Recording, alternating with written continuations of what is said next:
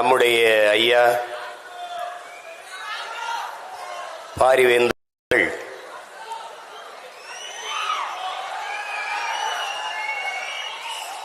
தமிழ் வளர்ச்சிக்காக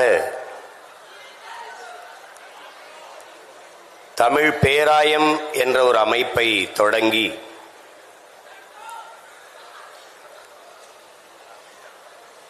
அதிலே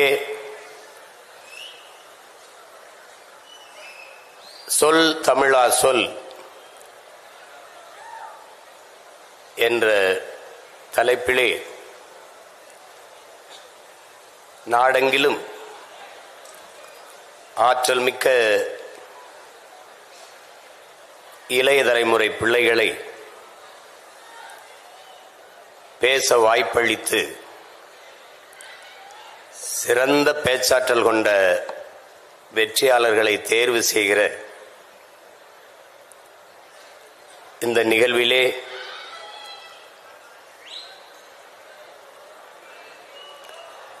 பங்கேற்று சிறப்பு செய்திருக்கிற பாரதிய ஜனதா கட்சியினுடைய மாநில தலைவர்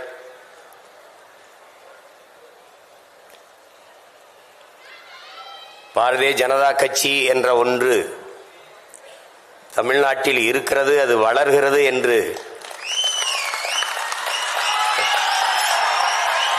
தன்னுடைய செயல் ஆற்றல்களால் நிகழ்த்தி காட்டிய என் அன்பு இளவல்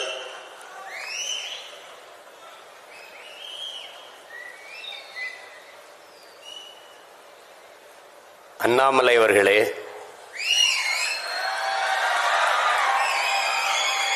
இந்த தமிழ் பேராயத்தினுடைய தலைவர் பெருமகன் மதிப்பிற்குரிய பெருந்தகை கரு நாகராஜன் அவர்களே, இந்த நிகழ்ச்சியை அழகுற தொகுத்து வழங்கி கொண்டிருக்கிற அன்பிற்கினிய ஜெய் கணேஷ் அவர்களே, பின்னின்று ஒருங்கிணைத்து ஒழுங்காக நடத்தி கொண்டிருக்கிற என் அன்பு தம்பி அருணாச்சலம் அவர்களே,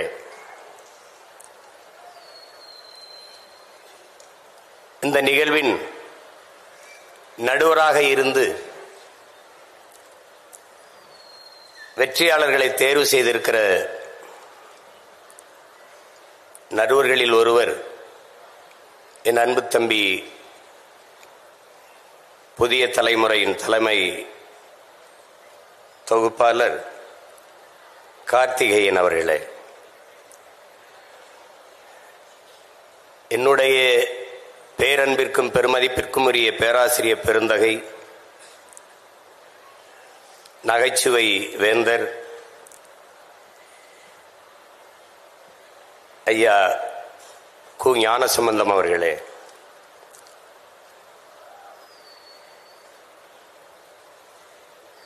இங்கே எங்களுடைய ஐயா ஞானசம்பந்தம் அவர்கள் குறிப்பிடும்போது நம்முடைய முன்னவர்களில் கடையெழு வள்ளல்கள் பாரி காரி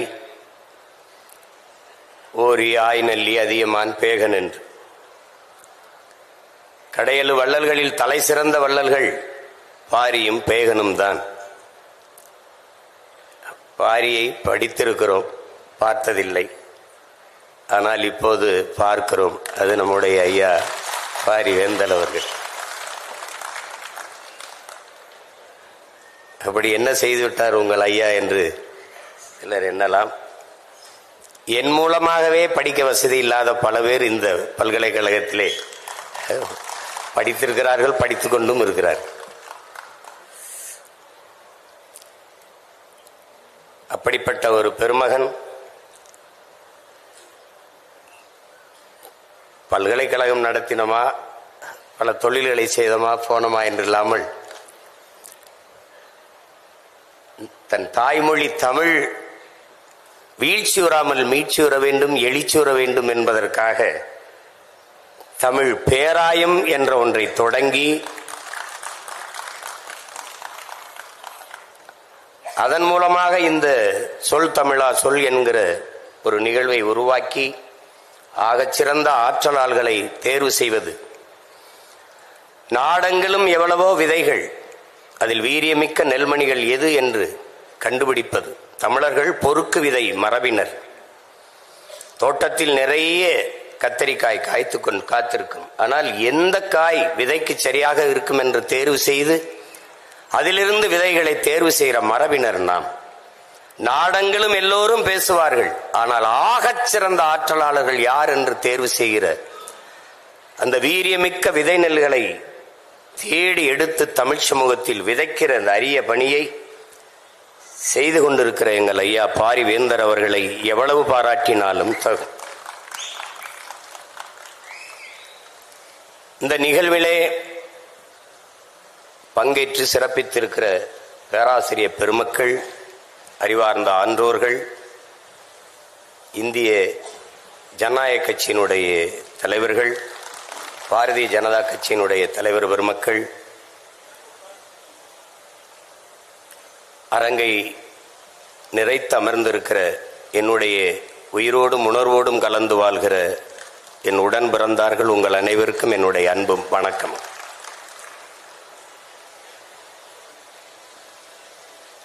பொதுவாக பேச்சு என்றாலே இங்கே எப்படி பார்க்கப்படுகிறது என்றால், வெற்றி பேச்சு உன் வெட்டி பேச்சு, அவன் ஒரு வெட்டி பேச்சுக்காரன், ஏதாவது வெட்டியா பேசி கொண்டிருப்பான். வெற்றி பேச்சு என்று ஒன்று இருக்கிறது. பொதுவாக என் அன்பு பிள்ளைகள், என் அருமை உடன் பிறந்தார்கள், ஒன்றை கவனிக்க வேண்டும். பேச்சு என்பது நம் எண்ணத்தை வெளிப்படுத்தும் கண்ணாடி என்பதை நாம் புரிந்து கொள்ள வேண்டும். இங்கே பேசி பேசியே காலத்தை ஓட்டிட்டான் என்று சொல்வதும் உண்டு, பேசி பேசிய காலத்தை வென்றவர்களும் உண்டு. அது ரெண்டும் உண்டு. சொல் என்பது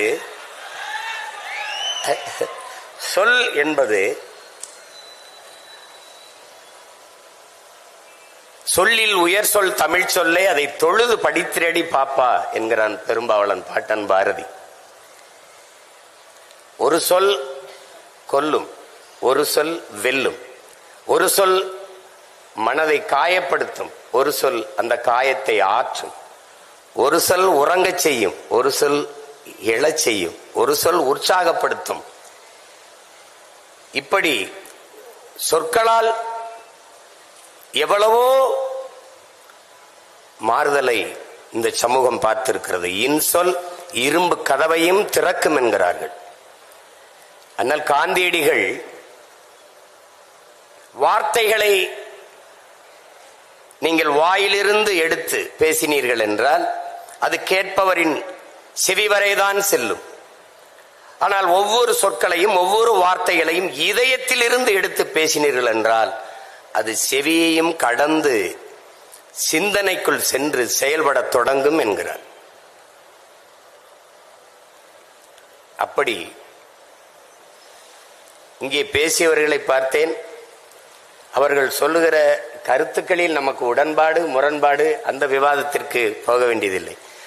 தாங்கள் எடுத்துக்கொண்ட கருத்தை வெளிப்படுத்துகிற ஆற்றலில் அவர்கள் மேலோங்கி இருந்தார்கள் என்பதில் யாருக்கும் மாற்று கருத்து இல்லை.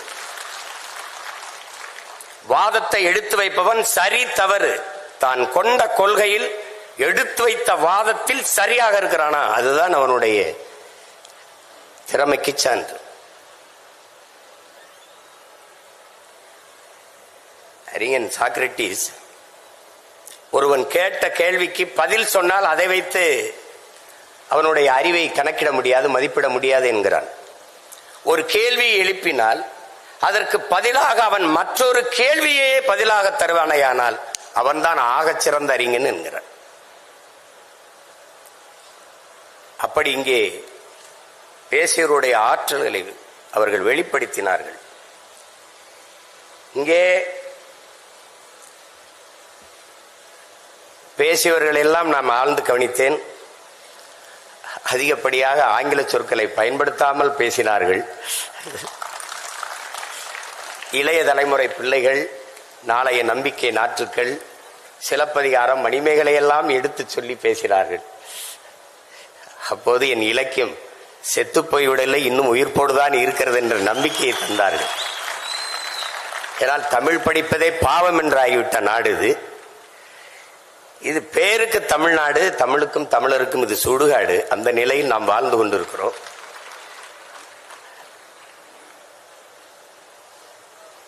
தமிழ் உலக மொழிகளின் தாய். எல்லா மொழிகளும் மனிதனால் பேசப்பட்டது. என் மொழி தமிழ்தான் இறைவனால் பேசப்பட்டது. மணிநெற்றி உமிழ்ச்செங்கன் தளல்புரை சுடர் கடவுள் தந்த தமிழ்ங்கிறான். சிவபெருமானே தந்த தமிழ்றாங்கிறான்.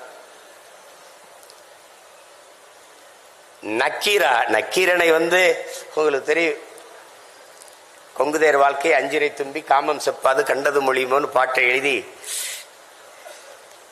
அதை தருமிக்கிட்ட கொடுத்து அனுப்பிட்டாரு. அவன் பாண்டியன் அவையில பாடி, அது ஒரு பெரிய தர்க்கம் வருது. திருவிடையாளர் படம் பார்த்தா உங்களுக்கு தெரியும்.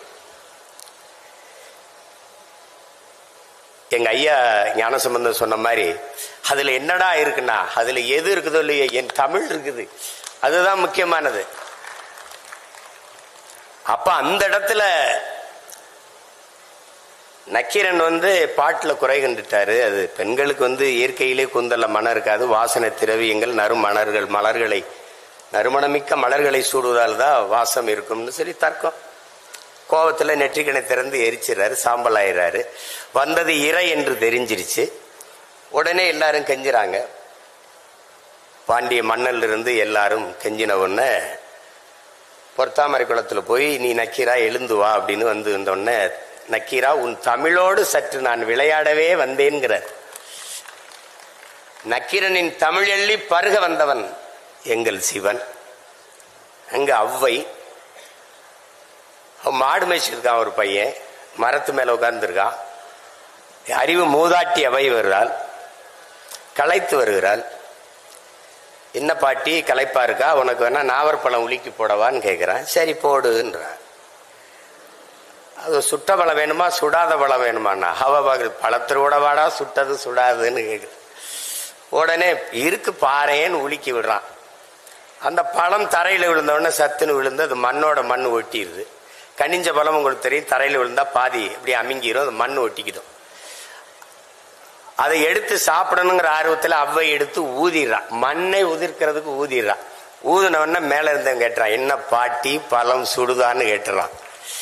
உடனே புரிஞ்சிருக்கிறது. வந்தது சாதாரண ஆடு மேய்க்கிற சிறுவன்ல இறை என்று தெரிந்தவன, நீ யாரப்பான்னு கேட்டன, நீ தெரியல நல்லா பாருன்னா நம்ம பாட்டன் முருக பெருமகனார் நிற்கிறார்.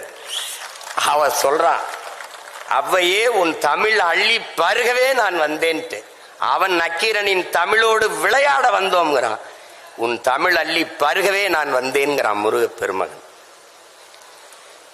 அதுதான் அந்த படத்திலே வரும். இறையனாரும் எம்பெருமாள் முருகவேலும் அகத்தியரும் கட்டிச்சா காத்த தமிழ் சங்கத்தில் வரும். அன்னைக்கு நம்ம முன்னோர்கள் சங்கம் வைத்து தமிழ் வளர்த்தார்கள், எல்லாம் சரியா இருந்துச்சு. நாம் இன்னைக்கு அதே சங்கம் வச்சு சாதி வளர்க்கிறோம், எல்லாம் நாசமா போச்சு. ரெண்டு அதான் இங்க இருக்கிற பிரச்சனை. தமிழ்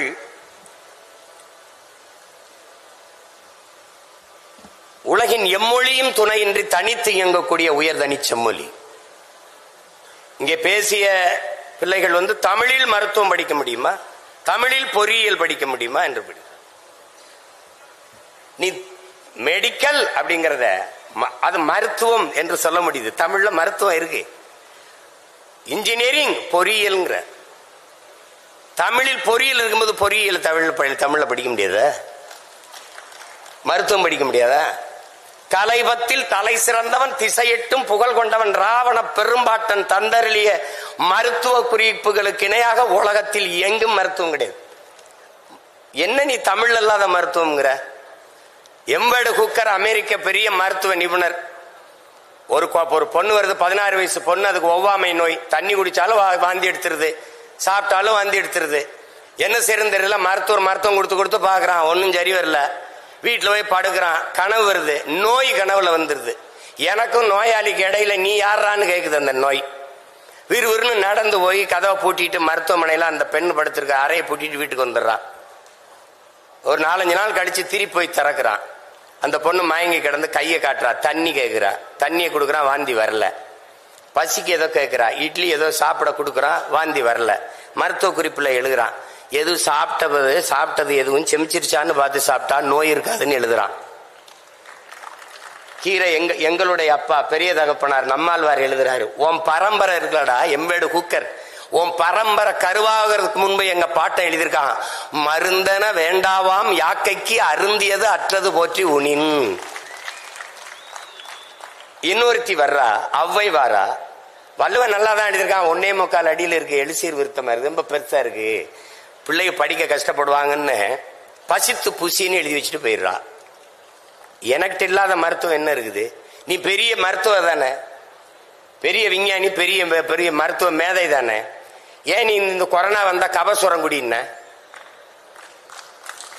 டெங்கு வந்தா நிலவேம்பு குடி, நிலவேம்பு குடி, நிலவேம்பு குடி, மஞ்சக்கா மாலைக்கு மருந்து இருக்கா, கீழா நெல்லி ஆட்டுப்பால்லாம் அரைச்சு குடிங்கிறான். இது வரைக்கும் எனக்கு ஒரு வாரமா சளி இருமல் இருக்கு, எந்த மருத்துவத்தையும் மருந்து இல்லை. என் தம்பி மருத்துவராக இருக்கான், போய் கேட்டேன், அண்ணே இதை சாப்பிடுங்கண்ணே, எவ்வளோ, ஒரு வாரத்தில் சரியாகும், சாப்பிடலன்னா அப்பவும் ஒரு வாரத்தில் சரியாகும். அவன் சொல்லிட்டான், அண்ணே நம்புங்கண்ணே மருந்து இன்னும் இல்லைண்ணே, மருத்துவம் படிக்க முடியாதுன்னு சொல்லாத, உன் தாய்மொழியை நன்றாக நீ கற்றுக்கொண்டால் உலகத்தில் எம்மொழியும் கற்கலாம். உன் தாய்மொழியில் மருத்துவத்தை கற்றுக்கொள். அவனுக்கு தொடர்புக்கு அந்த மொழி இந்தவரு ஒரு மொழியை 6 மாசத்துல தென்னையில தெருக்கல்ல அழகாக ஆங்கிலம் பேச 6 மாசத்தில் கற்றுக் கொடுக்கப்படும். 6 மாசத்துல கத்துக்கிற மொழி எதுக்கட ஆயுள் முழுக்க படிச்சுக்கிட்டே அலையிற, நீ எதுக்கு அழியிற, எதுக்கு? நமக்கு ஒரு நோய், உள்நாட்டு அறிவியலை, உள்நாட்டு வரலாறை, உள்நாட்டு புவியியலை, உள்நாட்டு வேளாண்மையை இங்கிலீஷில் தான் படிப்ப. முதல்ல இந்த நோயிலிருந்து வெளியில வா. ஆங்கிலம் ஒரு மொழி, அறிவல்ல, இது அடிப்படையை விளங்கிக்க. இங்கிலீஷ் லாங்குவேஜ், நாட் நாலேஜ், அதான் நல்லா விளங்கிக்க. வெள்ளை என்பது நிறம், அழகல்ல. ஆங்கிலம் என்பது மொழி, அறிவல்ல.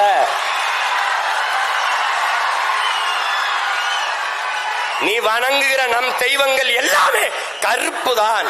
அந்த திமிர் நமக்கு இருக்கணும். அம்மா போட்டு உனக்கு உளவியலா ஒரு நோய் வந்துருது, வெள்ளையா இருக்கிறதா அப்படின்னு எல்லாம் வெள்ளையாக்கிட்டான். பன்னி வெள்ளை, சக்கரை வெள்ளை, கோழி வெள்ளை, எல்லாம் வெள்ளை, நடிகர் வெள்ளை, நடிகர் வெள்ளை. அதனாலதான் நாட்டிலே பெரிய தொல்லை. அதான் ஒளி, இந்த நோயிலிருந்து வெளியில வா. அவன் மொழி அவனுக்கு, நம்ம மொழி நமக்கு. அமெரிக்காவில் பள்ளிக்கூடம் போகாதவன் ஆங்கிலம் பேசுவான், பிரிட்டன்ல பிச்சைக்காரன் இங்கிலீஷ்ல பிச்சை எடுப்பான். அது அறிவுன்னு சொல்லிடுவியா? போட்டு குழப்பிக்காத. அது எப்படி, அது தமிழ் படி. இங்க பாரு, இங்க பாரு, உன் தாய்மொழி, தாய்மொழியை இங்க பாரு. தாய்மொழியில் கற்றவன் உலகத்தில் படைக்கிறான், தாய்மொழியில் கல்லாதவன் பயன்படுத்துறான்.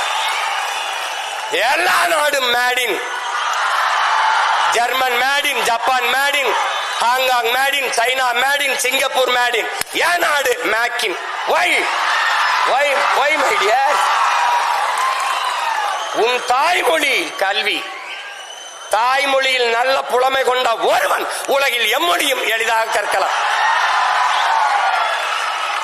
போட்டு குழப்பிக்காத. ஈழத்திலிருந்து நாம் அகதியாக பிரான்சுக்கு போனோம், போய் பிரெஞ்சு கத்துக்கிட்டோமா? பிரெஞ்சு கத்துக்கிட்ட அகதியா போனோமா? நம்ம உறவினன் முழுக்க ராணுவத்தில் இருக்கான், போய் சேர்ந்து இந்தி படிச்சுக்கிட்டானா? இந்தி படிச்சுக்கிட்டு ராணுவத்துக்கு போனோமா? போட்டு குழப்பிக்காத. உலகத்தில் ஒன்னு தெரிஞ்சுக்க, ஒன்னு தெரிஞ்சுக்க, உலகத்தில் எம்மொழியும் கற்போம் நாங்கள் வாழ. எம்மொழி தமிழ் கற்போம் எங்கள் இனம் வாழ. மொழி என்பது ஒவ்வொரு தேசியத்தின் முகம், முகவரி, கலை, இலக்கியம், பண்பாடு, வாழ்வியல், வழிபாடு, அறிவியல், அரசியல் எல்லாம் மொழிதான். என் முகம் சிதைந்து இறந்தால் என் பிணத்தை உன்னால் அடையாளம் காட்ட முடியாது. உன் மொழி சிதைந்து அழிந்தால் உன் இனத்தை எவனாலும் அடையாளம் காட்ட முடியாது. மொழி என்பது வெறும் தொடர்பி கருவி அல்ல. மொழி மற்றவர்களுக்கு வெறும் கம்யூனிகேஷன் லாங்குவேஜ், தொடர்பு கருவி. ஆனால் தமிழர்களுக்கு மொழி உயிர். அதனால்தான் தமிழுக்கு அமுதென்று பேர். அந்த தமிழ் இன்பத் தமிழ் எங்கள் உயிருக்கு நேர்னா.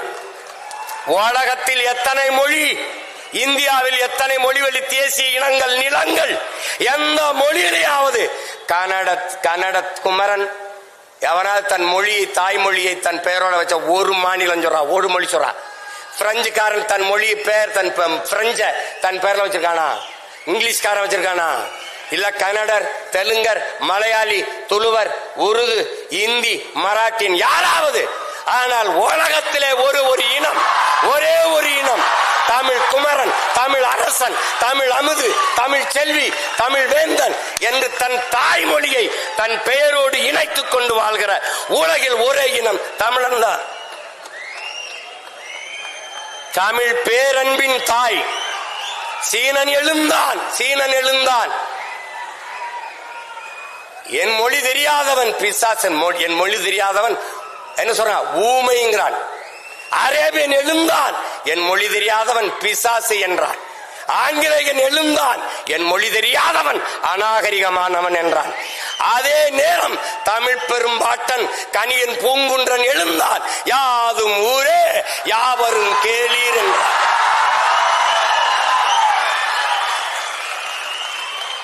கம்பன், கபிலன், இளங்கோ எல்லோரும் நம் முன்னவர்கள் உலகு உலகு உலகு என்றுதான் உலகம் தழுவி நேசித்து பாடியிருக்கிறான். முன்னந்தோன்றிய நிலத்தில் முகிழ்த்தவர், மூத்த தமிழ் மொழி குணர்வில் மூத்தவர், தென்னன் பாண்டியன் குமரி குடிமையர், திசையெல்லாம் பரந்துலகை அளந்தவர், இன்னரும் இயலிசை நாடகம் யாத்தவர், இந்திய நாவலன் தேயத்து இறைமையர். என்ன வியப்படா இவர்கள் தமிழர்கள். வான்முகில் மலையிடை வாழ்க்கை தொடங்கியவர், வளர்ந்தரு குறிஞ்சியில் காதலை உணர்ந்தவர், தேனுமில் முல்லை மருதம் நெய்தலை தீர ஆய்ந்து நல் இல்லறம் வகுத்தவர், காந்தரு பொருளையும் கலனியும் கண்டவர், கடலின் பரப்பையும் கடந்தையில் சென்றவர். ஏன் தம்பி தெரியுமா இவர்கள் தமிழர்கள்?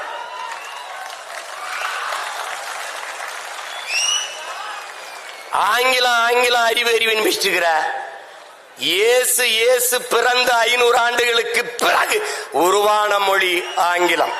இயேசு பிறப்பதற்கு 500 ஆண்டுகளுக்கு முன்னே தமிழின் தொன்மை இலக்கண நூல் தொல்காப்பியம் இருக்குது, உருவாகல இருக்குது. என்ன ஆங்கிலத்தில் சிறப்பு வச்சிருக்க நீ? என் மொழியை நீ எடுத்துட்டா உனக்கு சொல்லல. 500க்கு மேற்பட்ட கலை சொற்கள், உயிர் சொற்களை நான் போட்டது உனக்கு உடன். என்னுடைய உடன் ஒரு எஸ் போட்டு சடன். என்னுடைய பேச்சு ஒரு எஸ் சேர்த்து ஸ்பீச். என்னுடைய பஞ்சு ஒரு எஸ் போட்டு ஸ்பாஞ்சு. என்னுடைய கொல் ஒரு இக்கில். என்னுடைய கட்டுமரம் உன்னுடைய கட்டுமரம். என்னுடைய நாவாய் உன்னுடைய நேவி. என்னுடைய கலாச்சாரம் உன்னுடைய கல்ச்சர். உனக்குன்னு என்ன இருக்குது? நான் போட்ட பிச்சையில் ஒரு உமுறாகிட்டு நான் தான் பெரிய இன்டெலிஜென்ட்.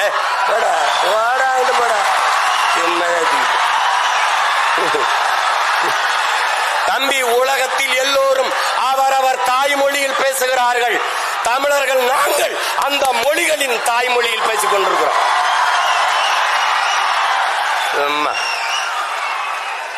நாட்டின் பிரதமர் மாண்புமிக்க ஐயா நேரு அவர்கள், ஐயா பிரதமர் மோடி அவர்கள் உலகம் பூரா செல்றாங்க. என்ன சொல்றாங்க? உலகம் பூரா உலகில் முதல் மொழி தமிழ் எங்கள் இந்தியாவில் இருப்பது பெருமை. இந்திய மொழிகளின் தொன்மையை தமிழில் இருந்து அறியலாம்.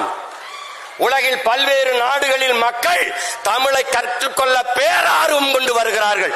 நான் சொல்லல, நாட்டின் பிரதமர். ஏய், நீ இங்க பாரு, நீ ஒண்ணு தெரிஞ்சுக்க. பெத்த தாயை பட்டினி போட்டுட்டு எத்தனை ஆயிரம் அன்னதானம் செஞ்சாலும் உனக்கு பலன் இல்லை. தாய்மொழி தெரியாமல் நீ எவ்வளவு பெரிய எவ்வளவு மொழிகளை கற்றாலும் நீ அறிவு கட்டவன். பெத்த தாய் யாருன்னு தெரியாம நீ எப்படி நீ இருப்ப? என்னன்னு சொல்றது? நீ மனநிலை பிறண்டு போனவன், நீ நினைவற்றவன். ஒண்ணுதான் உன் தம்பி தங்கைகளே, ஒண்ணுதான் நீங்க நல்லா நினைச்சுக்கணும். இந்த அரங்கத்திற்கு எத்தனை சாளரங்கள், சன்னல்கள், அத்தனைகளாக உலக மொழிகளை நாம் வைத்துக் கொள்ளுவோம். ஆனால் நுழைவாசலாக இருக்கிற தலைவாசலாக நம்முடைய தாய்மொழி தமிழை நாம் வைத்துக் கொள்வோம்.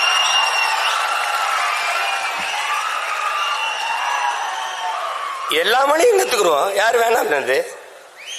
பாரதியை விடவாடா ஒரு புலவன் இருக்கான், பாரதியை விடவாடா ஒரு பாவலன், நம்முடைய பாட்டனை விடவா எல்லா மொழிகளையும் கற்றான். சொன்னான், யாம் அறிந்த மொழிகளிலே தமிழ் மொழி போல் இனிமையானது எங்கும் காணோம்னா, இனிதானது எங்கும் காணோம்னா. ஆங்கிலம் படிக்கிறவனுக்கு ஒண்ணு சொன்னான் பாரு, ஆங்கிலம் படிக்கிறவனுக்கு அன்னைக்கே 1921 செத்து போயிட்டான். அதுக்கப்புறம் இப்படி ஒரு தலைமுறை பைத்தியமா அலையும் தெரிஞ்ச அவன் என்ன சொல்றான், ஆங்கிலம் ஒன்றையே கற்றார், அதற்கு ஆக்கையோடு உயிரையும் விற்றார், தாங்களே அந்நியரானார், செல்ல தமிழின் தொடர்பற்று போனாருங்க. செல்ல தமிழ்னு போடுறான்.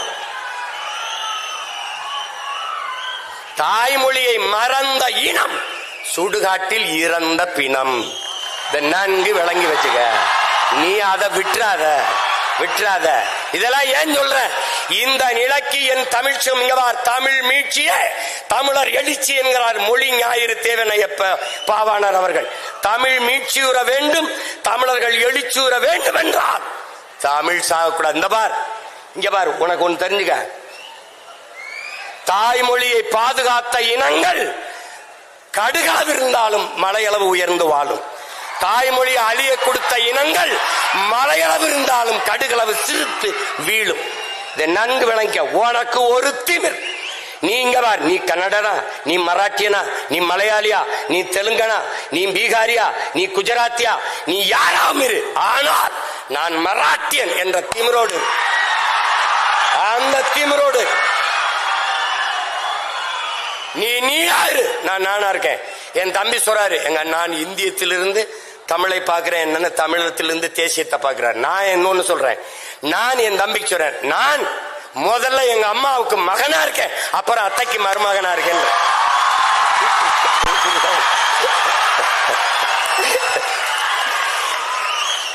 இந்த தேசம் நல்லா இருக்கணும்னா, இந்த நாடு நல்லா இருக்கணும்னா என் வீடு நல்லா இருக்கணும். என் வீடு நல்லா இருக்கணும், உன் வீடு நல்லா இருக்கணும், அவர் வீடு நல்லா இருக்கணும், அவர் வீடு நல்லா இருக்கணும். எல்லா வீடும் நல்லா இருந்தால் நாடு நல்லா இருக்கும். That's all your honour. இவ்வளவுதான். அதாவது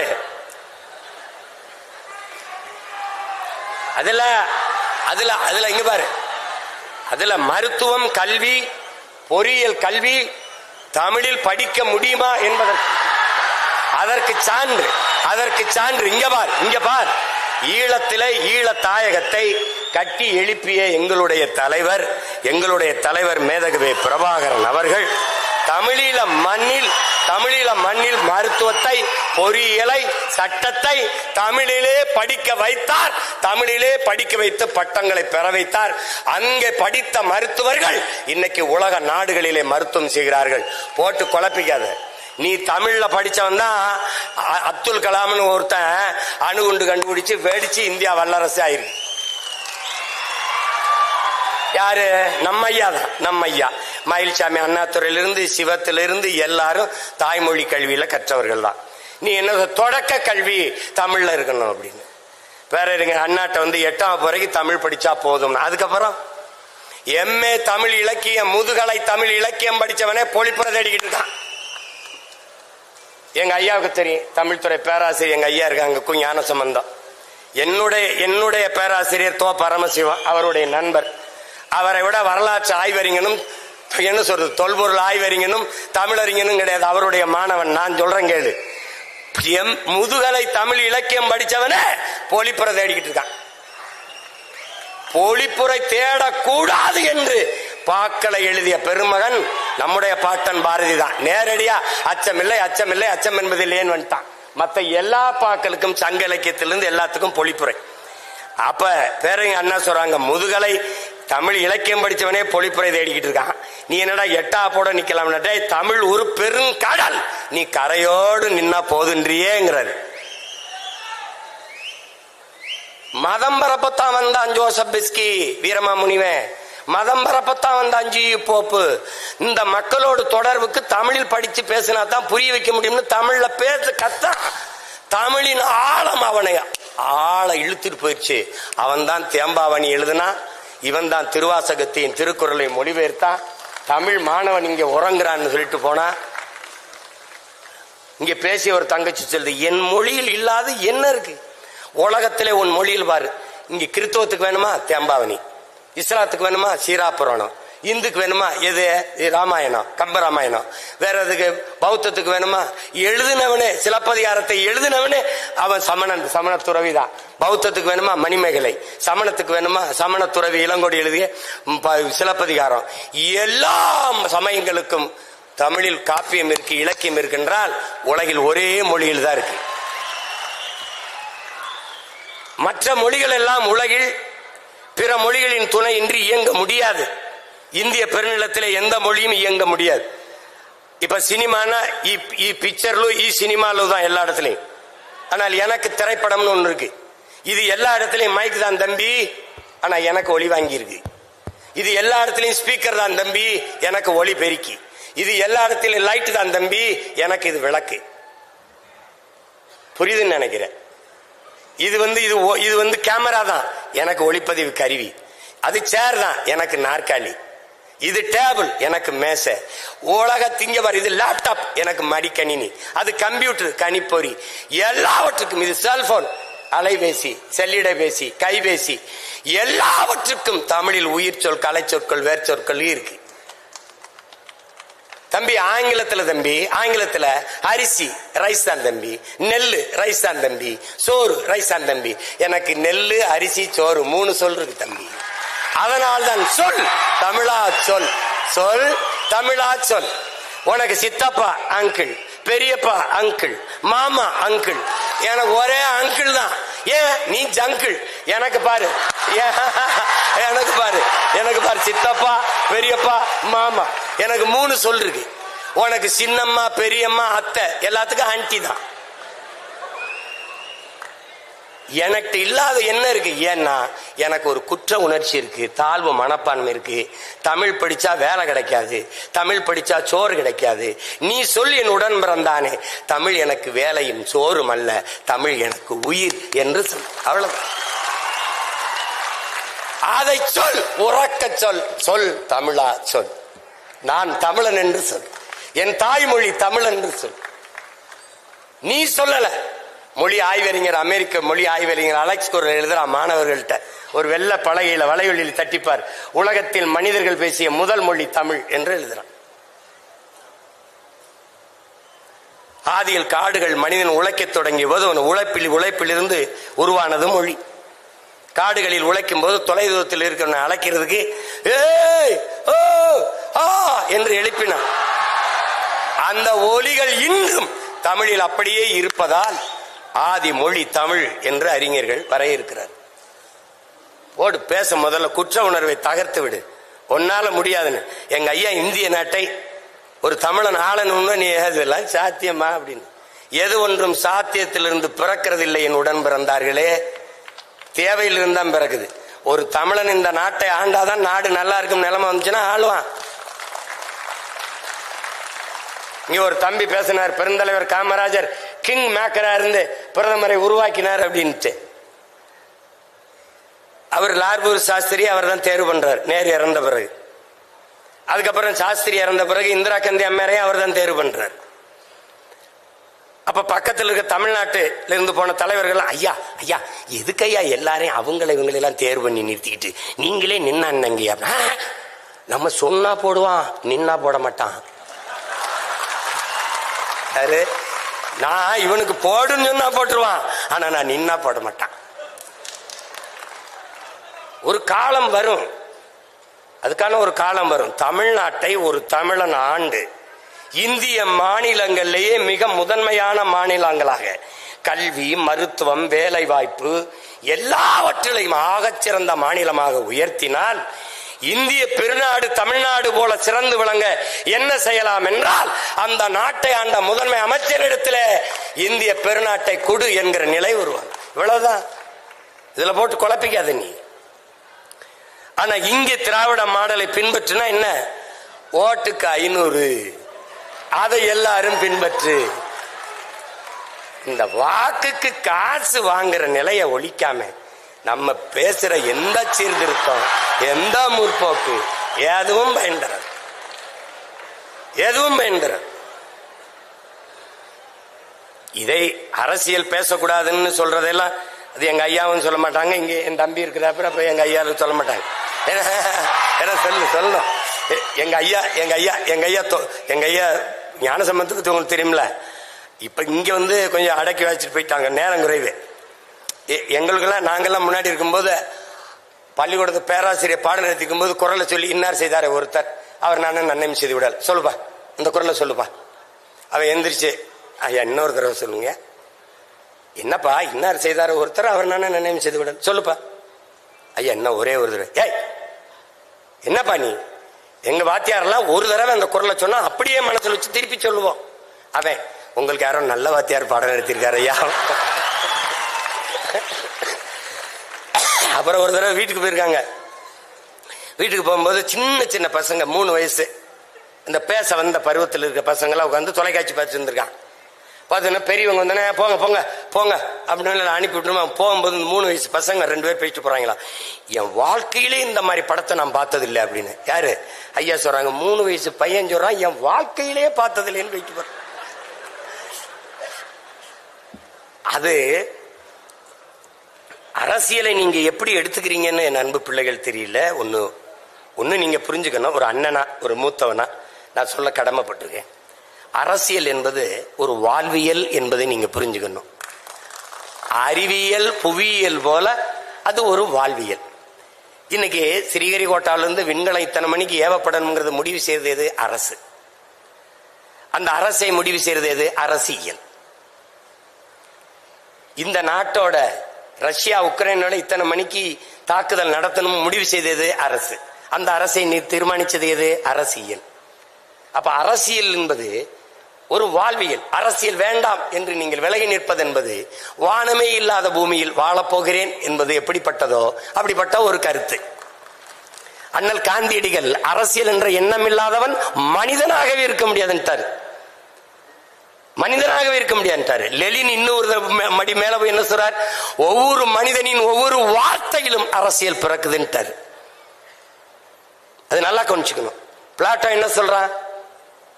அரசியல் வேண்டாம் என்று நீ விலகி நிற்கலாம், ஆனால் அரசியல் உன்னை விட்டு ஒருபோதும் விலகாதுங்கிறான். அரிஸ்டாட்டில் என்ன சொல்றான்? அரசியல் வேண்டாம் என்று நீ விலகி நின்றால் யாரை அருவருக்கியோ அவன் ஆட்சியின் கீழே வாழ நேரிடும். அதான் இப்ப நேரிட்டுச்சு. உனக்கு புரியுதுன்னு நினைக்கிறேன். நீ கற்றவன் இவர் வெற்றிடம் என்றே ஒன்று கிடையாது, காற்று நிரப்பிவிடுங்கிற அம்மா சேர்த்தும். அப்ப கற்றவர்கள் நிரப்பாத இடத்தை கயவர்கள் நிரப்பிவிடுவார்கள். நீங்கள் படித்தவர்கள் எல்லாம் நமக்கு எதுக்கு பிரச்சனை என்று விலகுகிறீர்கள். அதுதான் நாட்டுக்கே பிரச்சனையாக மாறிவிடுகிறது. நீ ஊழல் லஞ்சத்தை ஒழிக்கணும். எங்கிருந்து ஒழிப்பாய்? உன் உள்ளத்தில் இருந்து ஒளி. நான் ஊழல் லஞ்சத்திற்கு எதிரானவன், நான் ஊழல் லஞ்சத்திற்கு எதிரானவன், நான் ஊழல் லஞ்சத்திற்கு எதிரான. ஒவ்வொருவரும் ஊழல் லஞ்சத்துக்கு எதிர். ஊழல் லஞ்சம் ஒழிஞ்சிரும். இதை புரிஞ்சுக்கிட்டு வேலை செய்யணும். இந்த உலகத்தை நீ எப்படிப்பட்ட மாற்றத்திற்கு கொண்டு வர விரும்புகிறாயோ அதை உன்னிலிருந்து தொடங்கு. இதுதான் கோட்பாடு. நான் சரியா இருக்கேன், நீ சரியாரு, அவர் சரியா இருக்கட்டும், அவர் சரியா இருப்போம், நாம் சரியாக இருப்போம், நாடு சரியாயிரும். இதை புரிஞ்சுக்கணும். அரசியல் வேணாம்னா இப்படி காலையில நீ பிதுக்கிற பர்பஸை, குடிக்கிற தேநீர், படிக்கிற செய்தித்தாள், படிக்கிற பாடம், பார்க்கிற வேலை, வாங்குற சம்பளம், உன் வாழ்க்கையில பிறப்பு சான்றிலிருந்து இறப்பு சான்றிதழ் வரை எல்லாத்தையும் தீர்மானிப்பது அரசு. அந்த அரசை தீர்மானிப்பது அரசியல். அப்ப உனக்கான அரசியலை நீ தீர்மானிக்கலன்னா அப்படி ஒண்ணு கணிச்சுக்க. அரசியலை கற்பிக்காதது கல்வியே இல்லை. அரசியலை தாண்டி ஆகச் சிறந்த கல்வியே இல்லை. நீ படிச்சவெல்லாம் வெளியில போயிட. எங்க ஐயா சொன்னாங்க பாரிவேந்தர், 10 பேருக்கு மேல படிப்பே இல்லாதவன் தான் அமைச்சரா இருக்கிறான்ட்டு. நீ அவனை கொண்டு விட்டினா என்ன பண்ணுவான்? தர்மாக்கோல் தான் விடுவான். அப்ப நீ ஒண்ணும் பண்ண முடியும். நீ இங்க உட்கார்ந்து ஆல்பர்ட் ஐன்ஸ்டீன் அவர்கள், தாமஸ் ஆல்வா எடிசன் அவர்கள், நீ படிச்சுட்டு இருப்ப. ஆல்பர்ட் ஐன்ஸ்டீன் என்ன சொன்னார்? வெப்பத்தை தடுக்க தர்மாக்கோல் விட தருவாரு, படித்து போட்டிதான். அது ஒன்னதுக்கு பயன்படாது. அப்போ அதனால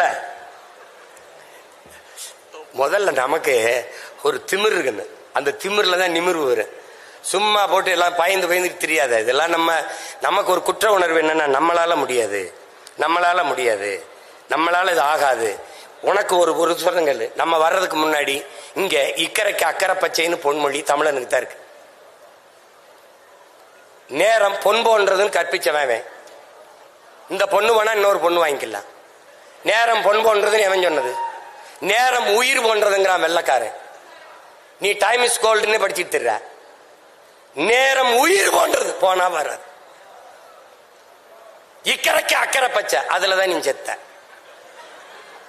நீ இப்ப என்ன செய்யணும்? எக்கரைக்கும் இக்கரையே பச்சை. அதானே அவன் மின்னுவதெல்லாம் பொன்னல்லங்கிறான், நீ இக்கரைக்கு அக்கறை பச்சைங்கிற. அதை பார்த்து ஏமாறாதங்கிற. நீ பச்சையில தான் நிக்கிற. ஆனா அந்த பச்சை நல்லா இருக்கேன்னு இதுலதான் நீ தோற்ற.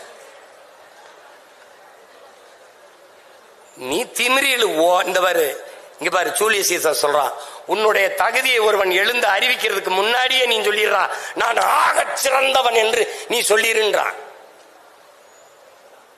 அறிவை கடன் கொடுத்த இனத்தின் மக்கள் நாம். உலகிற்கு அறிவியல், தொழில்நுட்பம், நாகரிகம், பண்பாடு, வேளாண்மை எல்லாவற்றையும் கற்பித்து கொடுத்த இனம் நாம்.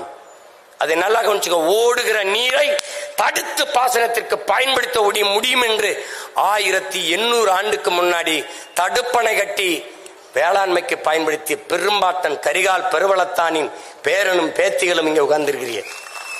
எதனுடைய நிழலும் கீழே விழும். தஞ்சை பெருவுடையார் கோயிலின் நிழல் கீழே விழுகுதா பாரு. எப்படி கட்டிருப்பான் பாரு உன் பாட்டை. எவடா இந்த கற்களை மேல ஏத்திருப்பான்? இன்னைக்கு ஒன்னா விசை எண்ணி இருக்கு, தூக்குறான் போடுறான். அப்ப எப்படி ஏத்திருப்பான்? உனக்கு என்ன தன்னின பெருமை அறியாம தாழ்ந்து விழுந்து போன நீ. உனக்கு ஒன்னும் தெரியாது. இப்ப நானே ஒரு வெள்ளையா, இப்ப நானே என் தம்பிலாம் கொஞ்சம் வெள்ளையா, கொஞ்சம் இங்கிலீஷ்ல, அப்ப எப்படி பேசுறாப்ல எப்படி பேச.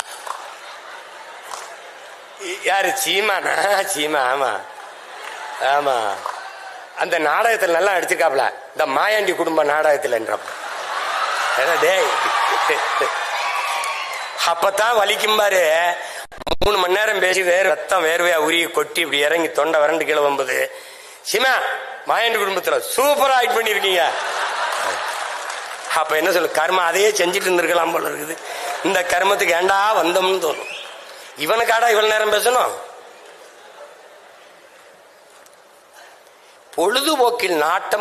பொழுதுபோக்கில் கேளிக்கையில் நாட்டம் கொண்ட மக்களை புரட்சிக்கு தயார் செய்வது கடினம். கேளிக்கை வேற, போராட்டம் புரட்சி வேறு. நல்லா கவனிச்சுக்கணும். உங்களுக்கான தலைவர்களை பொழுதுபோக்கு தளத்தில் தேடாதீர்கள், போராட்ட களத்தில் தேடுங்கள்.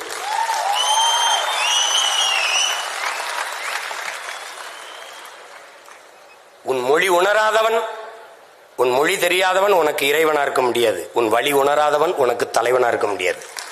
போட்டு தலைவன் என்பவன் இங்க பாரு, தகப்பன் என்பவன் பெத்தவனா இருக்கணும், தலைவன் என்பவன் உன் ரத்தவனா இருக்கணும். போட்டு குழப்பிக்கிட்டு அலையாத. அதுல அரசியல் கற்கணும். அரசியலை விட ஆகச்சிறந்த பாடம் ஒன்றும் இல்லை. இனிவரும் தலைமுறையாவது வெறும் வாக்காளர்களாக இல்லாமல் இருங்க. உங்களுக்கான தலைமையை தேடுங்க. இந்த கடையில் நல்ல உடை கிடைக்கும் என்று தேடுகிறீர்கள், இந்த கடையில் நல்ல அலைபேசி கிடைக்கும் என்று போய் தேடுகிறீர்கள், இந்த கடையில் நல்ல உணவு கிடைக்கும் என்று தேடி சென்று உண்கிறீர்கள். ஒரு 6 மாதம் உடுத்தி தூரை போடுகிற உடுப்புக்கு அவ்வளவு தேடுகிற நீங்கள், 6 மாதம் பயன்படுத்தி தூர போடுற அலைபேசி அவ்வளவு தேடி எடுக்கிற நீங்கள், 5 ஆண்டு கால உங்கள் எதிர்காலத்தை தீர்மானிக்கிற தலைவனை நீங்கள் ஏன் தேட மறுக்கிறீர்கள்? அதை நீங்கள் ஆழ்ந்து சிந்தித்து பார்க்கணும். எங்க ஐயா சொல்றாங்க, நாட்டை நீங்க உங்களை போன்ற தலைவர்கள்லாம் வந்து மாற்றத்தை செய்யுங்கன்னு. தனி ஒரு மனிதன் செய்ய முடியாது. எல்லாரும் ஒவ்வொருத்தருக்குள்ளேயும் அந்த மாற்று சிந்தனை வந்தால்தான் மாற்றம் வரும். அதனால நாம் மாறுவோம், மாற்றுவோம். இங்கே பேசிய பேச்சாளர்கள் உங்களுக்கு மக்களாட்சி தத்துவத்தை ஏற்றுக்கொண்ட ஒரு நாட்டில் பேச்சு என்பது மக்களிடத்திலே ஒரு கருத்தியல் புரட்சி என்பது, அதுவும் பேச்சு என்பதும் வலிமை மிக்க ஒரு ஆயுதம் என்பதை என் அன்பு தம்பி தங்கைகள் புரிந்து கொள்ளும்.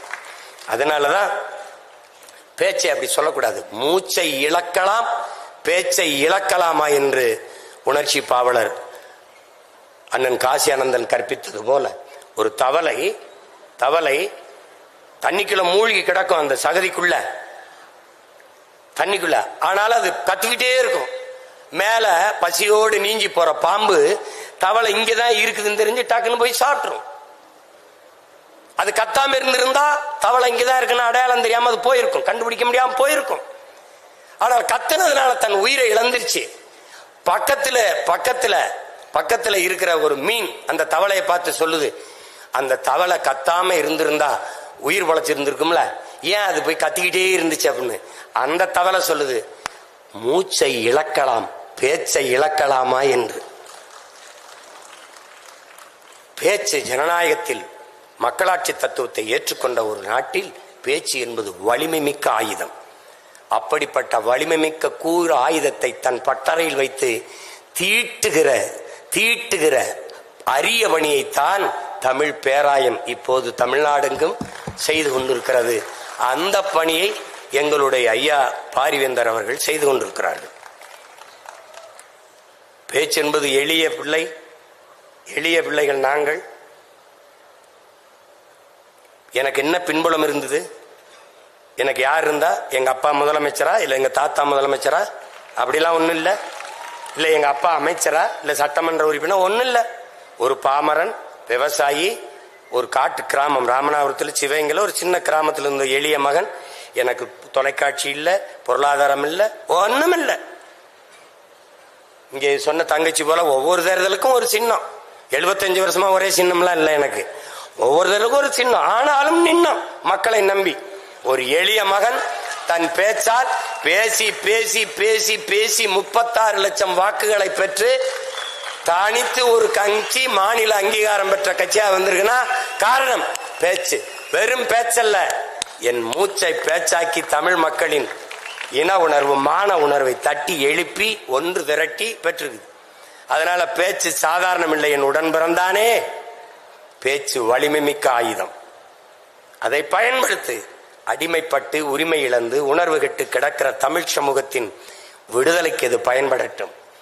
உரைக்குள் உறங்கவாவால், துருப்பிடிச்சு தூங்கவா தோட்டாக்கள், இலக்கின்றி எரியவா அம்புகள், வீணாக போகவா சொல், ஆற்றல் மிக்க சொல்லை சொல், எழுந்து நில் வெல். தமிழ் தேசிய மக்கள், தமிழ் பேரின மக்கள் எழுச்சி உரட்டும், மீட்சி உரட்டும். இழந்த உரிமைகளை மீட்போம், இருக்கிற உரிமைகளை காப்போம். அதை வருங்கால தலைமுறை பிள்ளைகள் நம்முடைய வரலாற்று பெரும்பணி கால கடமை என்று உணர்ந்து களத்திலே நிற்க வேண்டும். வெறும் வாக்காளர்களாக மட்டும் இருந்து பயனில்லை. சிறந்த கருத்துக்களை நாடெங்கிலும் 9 மண்டலங்களாக பிரித்து நடந்த இடங்களிலெல்லாம் வெளித்து படித்திருப்பார்கள் என்று இங்கே பேசிய பிள்ளைகளை பார்க்கும் போதே தெரிகிறது. 70க்கு மேற்பட்டோர் பரிசு பெற்றிருக்கிறார்கள். முதல் 3 பரிசை பெற்றவர்கள் மட்டும்தான் வெற்றியாளர்கள் என்ற கருத்தை நீங்கள் தளர்த்தி கொள்ள வேண்டும். பங்கேற்ற 2000 பேரும் வெற்றியாளர்கள் தான்.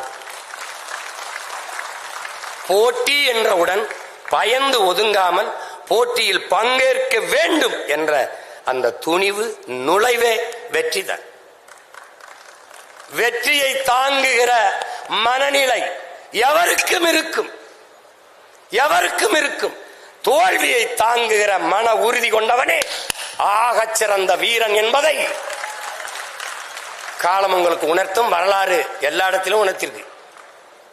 நீங்க நல்லா கவனிச்சுக்கிறீங்க. வரலாறு நெடுகிலும் வரலாற்றில் எப்போதும் வீரனுக்குத்தான் இடம் உண்டு. வீரனுக்குத்தான் வரலாறு நெடுகிலும் வீரர்களுக்கானதுதான்.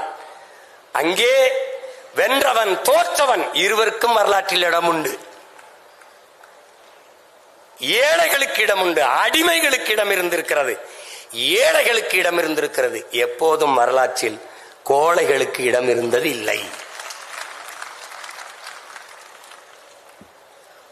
அதை நினைவில் வைத்து இங்கே பங்கேற்ற பெருமக்கள், இதை சிறப்புற நடத்தி நிறைவு விழாவுக்கு கொண்டு வந்த அத்தனை செயல்பாட்டாளர்கள்,